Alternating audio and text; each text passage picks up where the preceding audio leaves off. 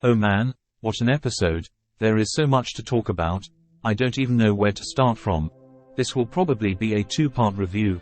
In this part we will talk about Zaraki Kenpachi. Oh my god, you just can't hate Kenpachi like you know. Gremmy in true shonen battle style is standing there explaining his powers to Kenny, and Kenny is like, I ain't listening to all bullshit, I'm here to fight. And he goes for a straight strike on Gremmy, and he is like, oh you can't cut me cause I imagined my body harder than steel. And Kenny still cut him, and then he says, you should have already told me your body was as hard as steel so I would cut it like I cut steel. I'm there. Damn, that's a badass line to say. Like from this thing alone you should know he's not all talk like his other villains. He actually does what he says. And so next thing he does, he starts gaslighting Gremmy by saying, if you are the strongest, Quincy, then don't you want to crush the strongest? Now keep in mind, he said the strongest. We know that Gremmy's imaginations become reality. So by saying that he is strongest Shinigami, he is putting it in his subconscious mind that he is the strongest Shinigami, which in fact is making Kenny stronger. Like that is such a big brain move. Like we all think Kenny is a big meathead WHO only loves to fight recklessly, but no, that was old Kenpachi. This Kenpachi is stronger, smarter and better. He actually uses his brain to defeat his villains. And then we see that his gaslighting worked. Like Gremmy had to make a second version of himself to stronger himself, which is in fact also making Kenny stronget because of the reasons I gave before. Like this is a win-win situation for Kenny. And then we see that Gremmy got so overwhelmed that he had to pull up a fucking meteor to defeat Kenny.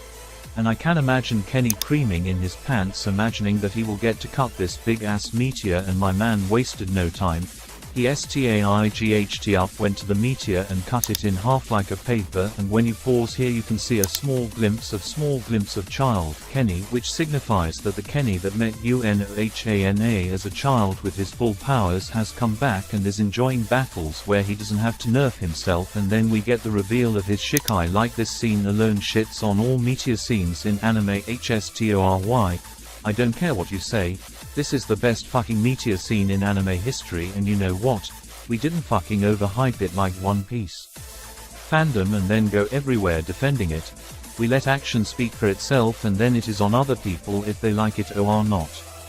Just look at his Shikai. Bro, this thing is made to cut. Like I bet his Shikai alone is stronger than most Bankai and other supposed to be strongest anime characters. Like Gremmy got so frightened that he even said Kenpachi is a monster, which in fact made Kenpachi more stronger. Like Gremmy had to made 6 clones of himself, which increased Kenny's power by 6x, and then he had to made to convert the area Kenpachi was in into a space vacuum, and in most cases it would insta-kill. But not for Kenpachi. Course he is him. Like he broke through that dimension and cut Kenny in half and said, I guess you forgot to harden your body.